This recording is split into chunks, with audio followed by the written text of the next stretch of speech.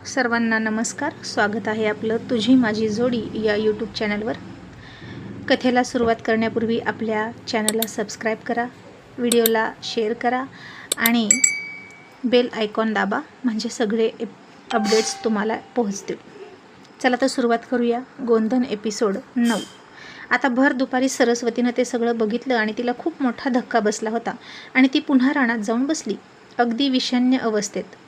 तिच्या तर ध्यानी मणीसुद्धा हे नव्हतं आणि ती जाऊन तिच्या पातीवर बसली, पण हातात खुरपं पकडायची सुद्धा तिला शुद्ध नव्हती. आणि तिच्या सोबतीच्या बायका तिला अशी बघून म्हणाल्या, काय गं सरे, अगं काय झालं, पुष्पा बरी आहे ना, तिला काय झालं होतं? तरी सरस्वतीचं लक्ष त्यांच्या बोलण्याकडे नव्हतं.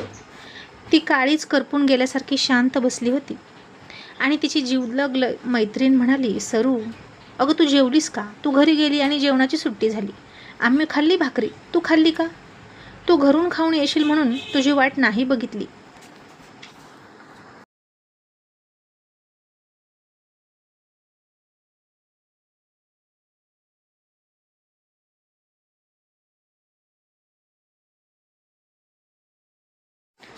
आता तरीही सरस्वती गप्प होती. त्या सगळ्यांचे आवाज तिच्या कानावर येतच नव्हते. तिच्या डोळ्यासमोर फक्त जनाचं आणि चंद्रभानचं ते घाणेरडं दृश्य येत होतं आणि ते घाणेरडे आवाज तिच्या कानात घुमत होते. आणि तिची मैत्रीण तिच्याजवळ आली आणि तिच्या खांद्याला हात लावून म्हणाली, काय गं सरू, काय झालं, इतकी का काळजीत पडली आहेस? पुष्पा बरी आहे ना, जास्त लागलं नाही ना तिला? आणि सरस्वती भानावर आली आणि बारीक आवाजात म्हणाली, हो बरी आहे ती. तिची मैत्रीण म्हणाली, आणि तू जेवलीस का? सरस्वती म्हणाली, नाही जेवली, वेळच भेटला नाही बघ, थोडंसं पाणी पिते, असं म्हणून सरस्वतीनं फक्त पाणी पिलं. आणि दुसरी एक बाई म्हणाली, काय गं सरस्वती, चंद्रभाननं तुला पैठणी आणली वाटतं, आणि कशी आहे गं पैठणी? आम्ही तर बाई फक्त नावच ऐकलं आहे, पण तू लय नशीबवान, तुझ्या नवऱ्यानं तुला पैठणी आणून दिली 5,000ची. आणि आता सरस्वतीच्या लक्षात आलं की ती पैठणी कुणासाठी होती आणि सरस्वतीला बघून चंद्रभान इतका का दचकला होता. मग सगळे विचार झटकून सरस्वती कामाला लागली. संध्याकाळ झाली, सुट्टी झाली, सगळ्या बायका आपल्या आपल्या घराच्या ओढीनं घरी गेल्या. तरीसुद्धा ती घरी येत नव्हती आणि तिच्या डोळ्यातनं नुसते अश्रू गळत होते. आणि कोणाच्या ओढीनं घरी जावं हे तिला कळेना. ते घर आता तिचं राहिलं आहे का? तो संसार आता तिचा आहे का? असा प्रश्न तिला पडला. मग ती अजूनही आली नाही, म्हणून तिची पोरं तिला बघायला लागली.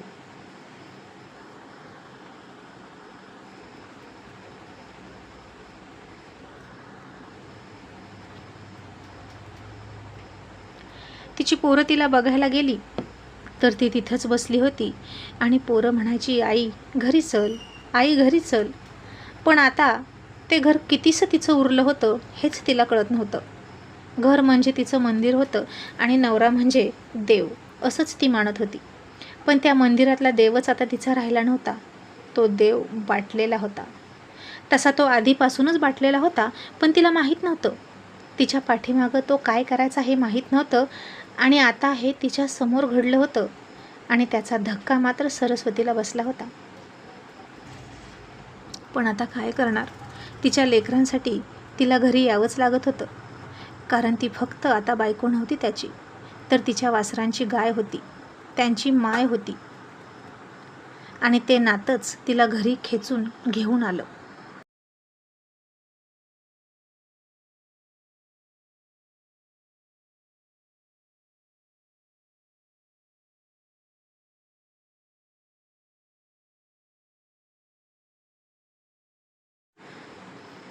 ती आली आणि तिनं डोक्यावरचा जळणाचा भारा खाली टाकला. नेहमीच दररोज शेतातून येताना रिकामी नाही यायची. गवताचा किंवा जळणाचा भारा असायचा तिच्याकडे आणि आता तो बाहेरच्या चुलीपुढं टाकला आणि आतल्या चुलीपुढं जाऊन बसली. चूलही पेटवली नाही आणि पाय पोटात घेऊन बसली. पोरं भूक भूक म्हणायला लागली. दिवसभर काकीनं काहीच खायला दिलं नाही असंच म्हणायला लागली. आता काकी नादाला लागली होती त्यांच्याच बापाच्या. मग तिला कशाला भान राहील कशाचं? आधी दररोज सरस्वती बाहेर गेल्यावर घरचं जना बघायची, पण आता तिला चंद्रभानला ताब्यात घेऊन मालकीण व्हायचं होतं. त्यामुळे ती आता घाबरत नव्हती कुणालाच.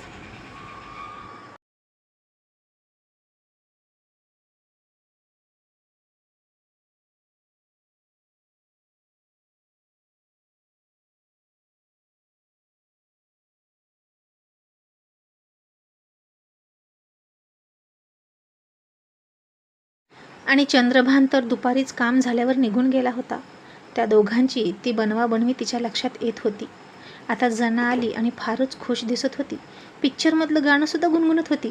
घ्याल का हो राया एक शालू बनारसी, आणि गालात हसत होती. आणि तिचं ते छदमी हसणं, नटणं, मुरडणं बघून सरस्वतीला चीड येत होती. आणि सरस्वतीला फटदिशी तिला जा विचारू वाटत होता, पण चंद्रभान इथं नव्हता. त्यामुळे तिनं स्वतःच्या जिभेला आवर घातला.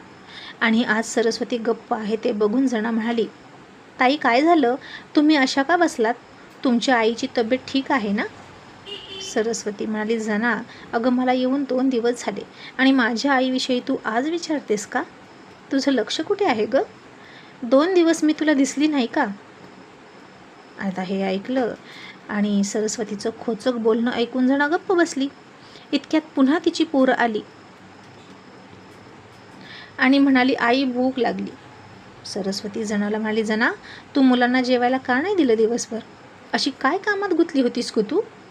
आणि जना सरस्वतीला उलट बोलत म्हणाली, हे बघा ताई, तुमच्या मुलांचं तुम्ही बघा, मला काही सांगू नका. आणि तुमच्या मुलांना कितीही खायला घातलं तरी ते दिलं नाही असंच म्हणतात, मग मी काय करू?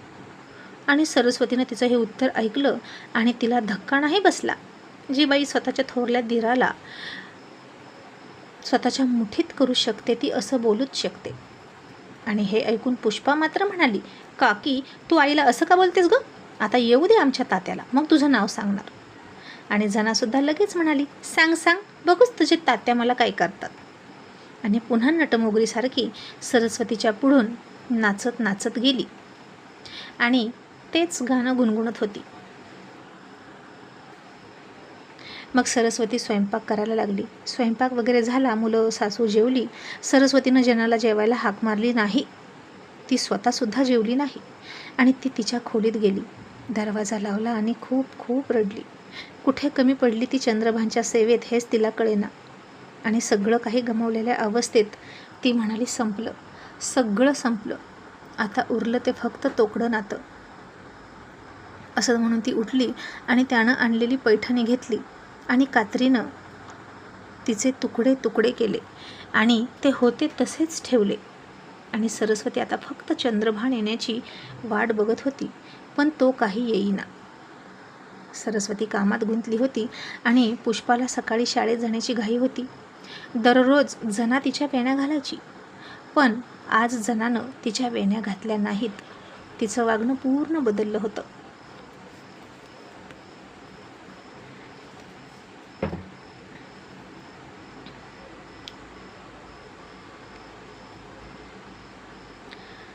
मग पुष्पा म्हणाली, काकी माझ्या वेण्या घाल. तर जना म्हणाली, तू तुझ्या आईकडून तुझ्या वेण्या घाल, मी नाही तुझ्या वेण्या घालणार, मी तुमची नोकर नाही. सरस्वतीनं ते ऐकलं आणि तिला जनाचा राग आला. आणि सरस्वती म्हणाली, जना तुझं वागणं बदललंय हे कळतंय मला, आणि ते का बदललंय हेही दिसतंय, पण इतकी पण उलट्या काळजाची होऊ नकोस की ते बघून देवाला सुद्धा लाज वाटेल. आता जनाला राग आला आणि ती म्हणाली, तुम्ही माझ्याशी असं बोलायचं नाही, तुम्ही कोण आहात मला अशा बोलणाऱ्या?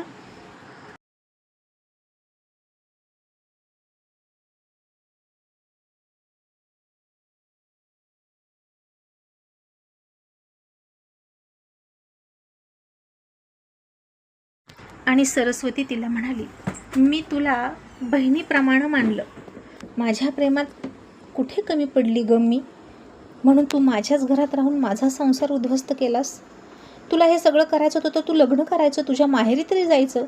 अगं चेटकीनसुद्धा एक घर सोडून तिचा डाव खेळते, पण तू तर घरातल्या घरातच डाव खेळलास आणि माझ्या विश्वासाचा गैरफायदा घेतला.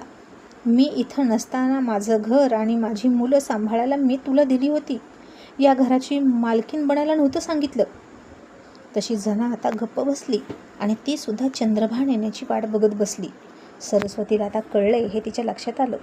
आता 4 दिवसांनी चंद्रभान आला आणि तो आला तशी मुलं तात्या आले करून त्याच्या गाडीला आडवे गेले. नेहमीप्रमाणे त्याच्या हातातून पिशवी ओढायला लागले आणि काय खायला आणलं तात्या असं म्हणून त्याच्याभोवती गोंधळ केला.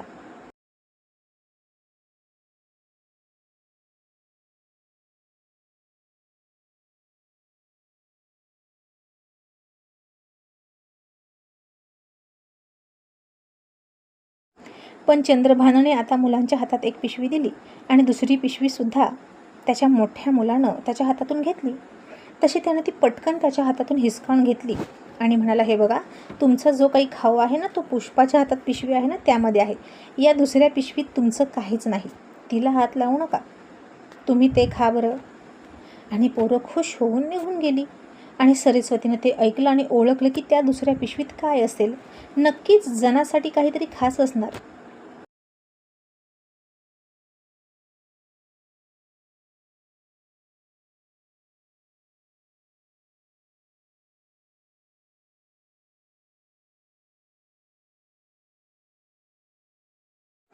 जना आता बाहेर आली नव्हती.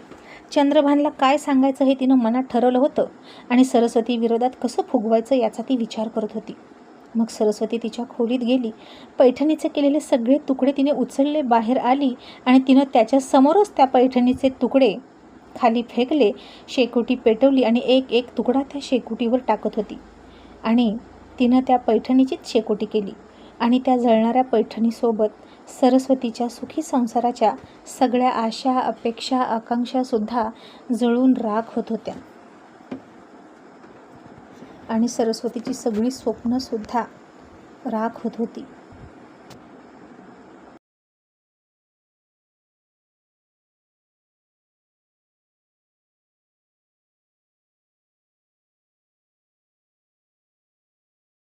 आणि तिला अशा अवस्थेत पैठणी जळताना बघितली आणि चंद्रभान म्हणाला, सरस्वती काय झालं? हे तू काय करतेस? अगं, इतकी महागडी साडी तू जळतेस का? आणि सरस्वती त्या पेटत्या पैठणीच्या शेकोटीकडे बघत म्हणाली, कारण ही पैठणी माझ्यासाठी नव्हतीच आणि माझ्या अंगावर बघितली असती तर तुमच्या खूप जवळच्या कोणाला तरी फार वाईट वाटलं असतं ना, म्हणून मी ती साडी पेटवून दिली. आणि चंद्रभान म्हणाला, हा काय मूर्खपणा आहे ग तुझा? इतकी महागडी साडी आणली होती मी तुझ्यासाठी, तुला तिची काहीच किंमत नाही का?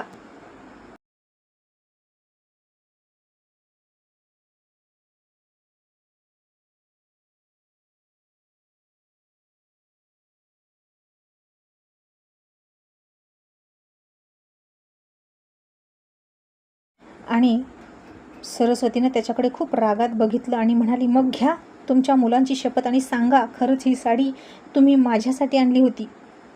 आता चंद्रभान गप्प बसला. सरस्वती आता चिडली आणि तिने रुद्र अवतार धारण केला आणि आता त्याला ती खूप खूप बोलणार होती.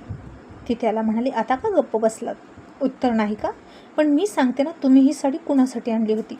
असं म्हणून सरस्वती आतमध्ये गेली.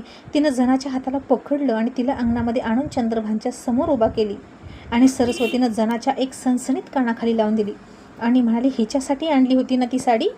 तुमची सगळी थेरं मला कळणार नाहीत असं वाटलं का तुम्हाला? मला सगळं कळलंय.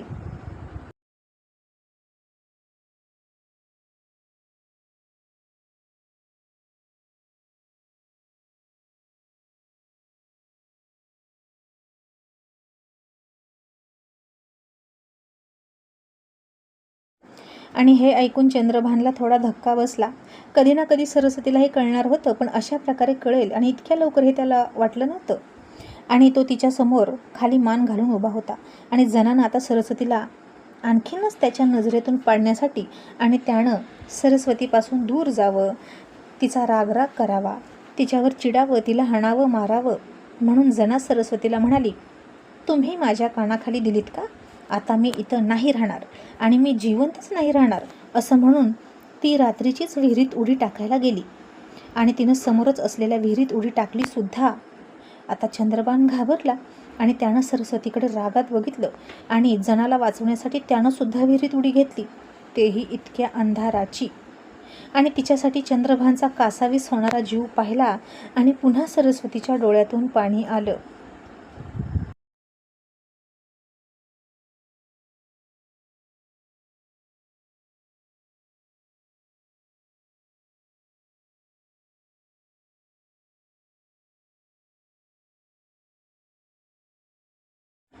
आणि चंद्रभानानं जनाला वर काढलं. सरस्वतीच्या समोरून उचलून तिला घरात घेऊन गेला आणि जना सरस्वतीकडे खुणसी पद्धतीने हसून बघत होती आणि तिने त्याच्या गळ्यात हात टाकले सरस्वती समोर आणि तो तिला घरात घेऊन गेला. तिच्याच खोलीत जनानं दरवाजा लावला आणि हे सगळं बघून सरस्वतीला खूप अपमानित वाटलं. आत्ताच्या आत्ता आपणच त्या विहिरीत जाऊन उडी मारावी असा विचार तिच्या डोक्यात आला आणि ते विहिरीतलं पाणी तिला खुणावू लागलं.